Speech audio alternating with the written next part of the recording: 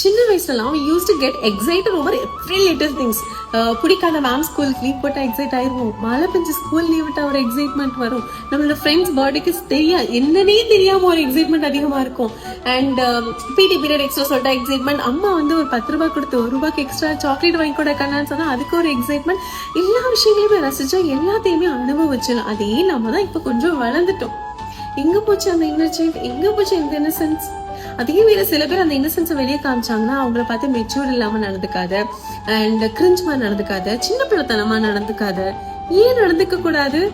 அந்த இன்னசென்ஸா நடந்துக்கிறதுக்கு பேரு வீக்னஸ் கிடையவே கிடையாதுங்க. இப்ப இருக்கிற ஓடுற அந்த வேகமான ஒரு காலகட்டத்துல சின்ன பிள்ளைங்களை கூட சின்ன பிள்ளைத்தனமா நடந்துக்காத, ஸ்ட்ராங்கா ஆயிரு, மெச்சூர் ஆயிரு, பெரிய பையனா நடந்துக்கோ, பையனா அழக்கூடாது, அப்படி இப்படின்னு சொல்லி அது வேற மாதிரி மெச்சூரிட்டிங்கிற வார்த்தை ப்ரொஜெக்ட் ஆயிட்டு போயிட்டு இருக்கு. நம்மளோட இன்னசென்ஸ், நம்மளோட இன்னொரு சைல்டுங்கிறது is a part of us. அது நம்மளோட வீக்னஸ் கிடையாது, அது நம்மளோட ஸ்ட்ரென்த். அதுதான் நம்மள பெரிய பெரிய கனவுகள் காணதுக்காக தூண்டுச்சு. நம்ம சின்ன விஷயங்களுக்கு அழும்போது நமக்கு கூட இருந்தது, எதனால நம்ம பாத்துக்கலாம்னு சொல்லி நம்மளை புஷ் பண்ணதும் அதுதான். It's a part of us. இந்த குரூவலான வேர்ல்டு அவன் அதை சொல்லிடுவான், இவன் இதை சொல்லிடுவான்னு சொல்லிட்டு உங்களை நீங்களே இழக்காதீங்க. அண்ட் ஜஸ்ட் பிகாஸ் அந்த இன்னசென்ஸ் உங்களோடதுங்கிறனால கிராண்டடா எடுத்துக்காதீங்க. ஒரு அழகான ஒரு சேயிங் இருக்குல்ல, நீ வானத்துல பறக்கிறதுக்கு யாருக்கிட்டே பெர்மிஷன் கேட்க தேவையில்ல.